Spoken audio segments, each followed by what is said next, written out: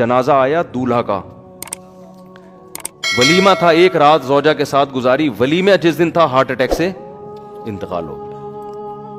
تو کتنا یہ ہوتا ہے. اور یہ تو پھر بھی ایک رات گزاری. میں ایسے دولہا کو جانتا ہوں, ہمارے جاننے والے تھے, دولہا بیوٹی پارلر جا رہا تھا, جس دن نکاح تھا نا اس کا, بارات بیٹھی ہوئی ہے شادی میں, اور وہ بیوٹی پارلر جا رہا ہے بائک پہ اپنے دوست کے ساتھ, کسی کراچی میں, یہ پیٹرول پمپ کے قریب نا, یہ جو نازم آباد پیٹرول پمپ نہیں ہے, یہاں کیا ہوا ہے کہ ایک بائک سلپ ہوئی ہے, پیچھے مزدہ والا سر کچل کے چلا گیا. کیا گزری ہوگی والدین پر, یار ہمارا بیٹا جس کی شادی ہو رہی ہے, دولہا بنا ہوا ہے, دلہن پہ کیا گزری ہوگی, وہ پچ کا وسر آ رہا ہے. تو یہ سب اللہ بچائے ہم سب کو عافیت میں رہا, اللہ سے عافیت مانگنی چاہیے. لیکن یہ سب دنیا میں ہو رہا ہے, اس لیے دل لگانے کا کوئی آپشن ہے ہی نہیں ہمارے پاس. کام سارے کرو, دل نہ لگاؤ. اسلام آپ کو کام سے منع تھوڑی کرتا ہے. بھائی کیوں ٹینشن کیوں لے رہے ہو بھائی, ہو بھی سکتی ہے شادی, ہو سکتا ہے جس دن طے ہو اس سے پہلے انا للہ ہو جائے. ہمارے حضرت فرماتے تھے کہ جس دن میری شادی ہو, ہمارے حضرت کی, تو فرمایا کہ میں, جب جوان آدمی کی شادی ہوتی ہے تو اس کو خوش ہونا تو چاہیے نا اس دن. آج کل کچھ لوگ ہو رہے ہیں, کچھ نہیں ہو رہے, وہ مجھے نہیں پتا, لیکن ہونا چاہیے ایکچولی اس کو اس دن بہت زیادہ. میں اس لیے کہہ رہا ہوں کہ خوش ہوتا ہے, تو وہ کچھ لوگ کہیں گے ہم تو خوش نہیں تھے, تو وہ ان کا مسئلہ ہے. تو ویسے نارملی انسان کو خوش ہونا چاہیے. تو حضرت نے فرمایا کہ میری جب شادی ہوئی نا, اور جو نظر کی حفاظت کرنے والے لوگ ہیں, جو پاک دامن لوگ ہیں, ان کو نکاح میں لذت بھی اللہ نے زیادہ رکھی ہوتی ہے.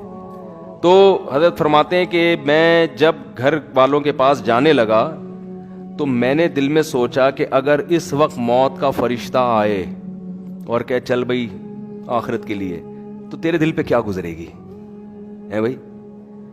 آدمی اصولی طور پر شاید ہم جیسے نالائق ہوتے ہیں, ہم کہتے ہیں اللہ 3-4 دن تو مہلت دے دے. اتنے عرصے کے بعد پہلی دفعہ شادی ہو رہی ہے. طارق مسعود صاحب ہوتے تو چلو کوئی مسئلہ نہیں تھا, کئی دفعہ ہو چکی تھی پہلے بھی. ارادہ بھی ایک کا ہو, حضرت کا تو ایک ہی کا ارادہ تھا, ایک ہی کی انہوں نے, وہ تو دوسری کے, وہ تو کہتے تھے یہ جس نے کوئی غم نہ ہو, جیسے کہتے ہیں نا بکری پال لے.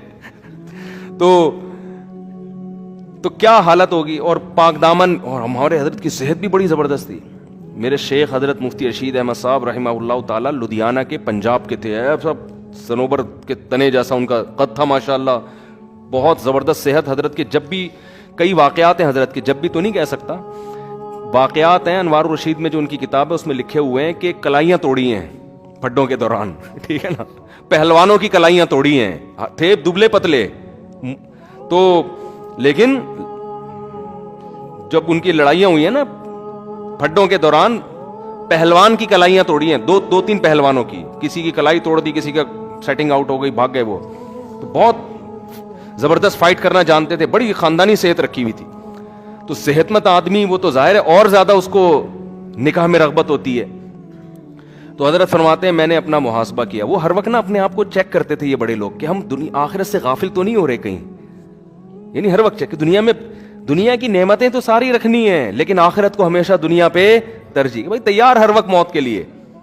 تو میں اور آپ ہوتے ہیں, ہم کہتے ہیں اللہ 6 مہینے کی مہلت دے دے, 10 مہینے کی مہلت دے دے. ہمارے تو آگے بھی بڑے پلان ہیں نا, یا اللہ ابھی تو میری شادی ہوئی ہے, ابھی تو میں مفتی صاحب کے بیان سننا میں نے شروع کیے ہیں, ابھی تو بیگم کا ذہن بنانا ہے دوسری کے لیے, پھر تیسری کے لیے, پھر چوتھی کے لیے, پھر جب 4 ہو جائیں گے پھر بچے ہوں گے, پھر بیٹیاں ہوں گی, پھر بیٹیاں بڑی ہوں گی, پھر بیٹیوں کی شادیاں ہوں گی, پھر بیٹے اسٹیبل ہو جائیں گے, پھر میں ان کے لیے پراپرٹی بنانے کی سوچوں گا, پھر میں ان کے لیے اتنے مکان بناؤں گا, پھر میں مکان بنا کے پھر جب سب کو نام کر کے پراپرٹی تقسیم کر کے پھر میں آخر میں حج پہ جاؤں گا. پھر میں حج سے آنے کے بعد قضائے عمری بھی میں نے کرنی ہے. 40 سال سے میں نے ایک نماز بھی نہیں پڑھی ہے. وہ قضائے عمری میری کمپلیٹ ہو جائے, اس کے کمپلیٹ ہونے کے بعد بھی سوچ رہا ہوتا ہے ابھی مرنا مناسب رہے گا کہ نہیں رہے گا.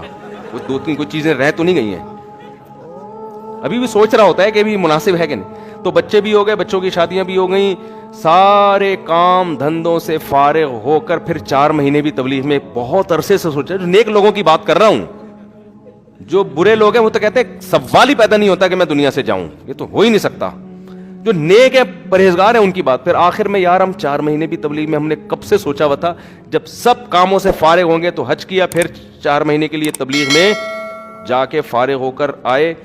پھر اللہ, پھر اگر فرشتہ آ جائے تو مجھے شاید کوئی اعتراض نہ ہو.